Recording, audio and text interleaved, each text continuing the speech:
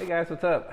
Welcome back here to today's edition of the Fishing Teacher, and really appreciate you guys coming by the channel to spend some time with me on the video today. Guys, we're going to be talking more about cold fronts today. You know, we occasionally talk about cold front fishing, but I want to give you guys some of my experiences that I have really seen over the last couple of years. Especially, I've been fishing, you know, on and off the last 2 or 3 weeks quite a bit, and I've been fishing in some post cold front situations, and I sort of want to just share with you guys what I have seen about how they affect bass and what you can do to catch bass under those conditions. So it's going to be a good video today, get some good information on that. Also, guys, quick reminder, I just want to let you guys know about the holiday sale on my solarbat series sunglasses.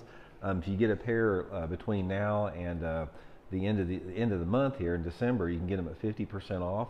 So I'll put the solarbat link in the description of the video for my RB2 series, which is these, and the RB3s.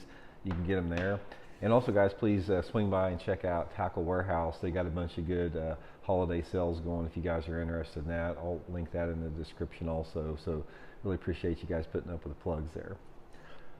Okay, the more that I bass fish, the more that I spend time fishing before and after cold front, the more that I realize so much about what we know about cold fronts and what you read about it and what you watch YouTube videos about it simply are not correct.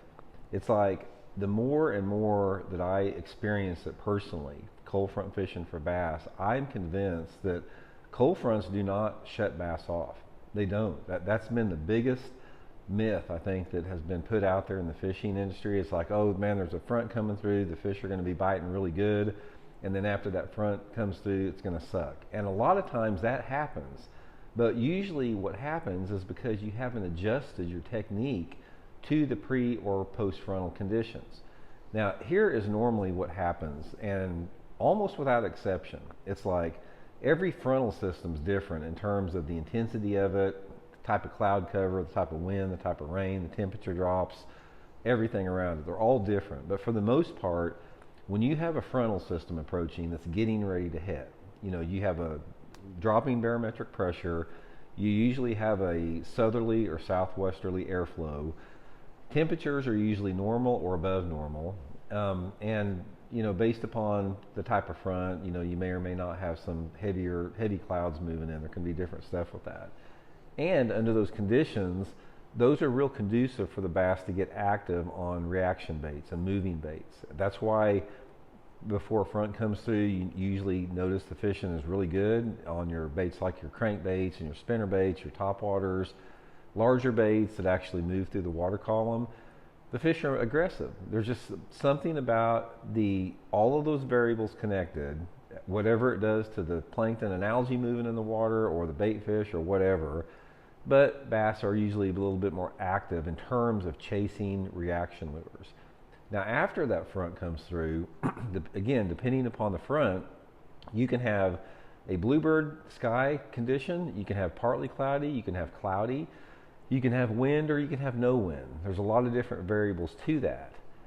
But normally what happens is you have a radical change in whatever was prior to that front coming through. Because normally after that front comes through, you're going to have a temperature drop, you're going to have a wind direction change, you're going to have some different type of cloud cover in there. Those variables are a little bit different. Those do not turn the fish off. All they do is require a different technique for you to keep catching those fish. Because one of the things that I found is if you have your wind, like after a front comes through and your wind stays up and you don't lose your wind, you might be able to catch fish the same way you were catching them before. If you were catching them on a crankbait or a jerkbait or a spinnerbait before the front went through, immediately after that front goes through, especially if you maintain the same type of cloud cover that you had before it, you can usually still catch them on that. Now, when that cloud cover and the wind dissipates, that's when it gets a little bit tougher on those techniques, and you have to make an adjustment with that. But the biggest thing I want to get through in this video is don't let the fact that a front coming through is going to mean for poor fishing. It just means a change in your techniques. Now, I'll give you guys a prime example what I'm talking about here. I was fishing last week up at Stockton Lake, and I'd been fishing up there 2 or 3 days, and there was a front coming through.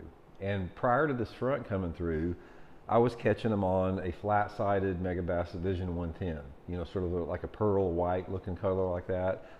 some clouds were in there, the wind, it just felt right, and I was catching them on that. When I went up there the last trip, after the front had come through, we lost the clouds, the wind was still up there, but the light intensity was brighter. So I tried my same pearl white looking jerkbait, and it looked completely different in the water because the light intensity was making it look different. There was more light penetration going into the water, and they wouldn't touch it.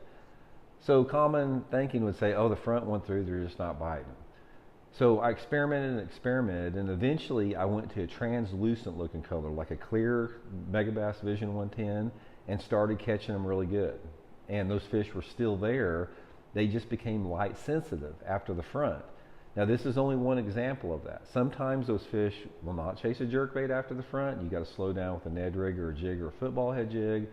But it's always just a matter of adjusting your technique. So don't get into this frame of mind that it's going to be tough fishing. Just change something up. Change your lure color, change your bait profile, change the lure category, and usually if you do that, you can keep catching fish after front rolls through. So hope it helps out, guys. We'll talk later.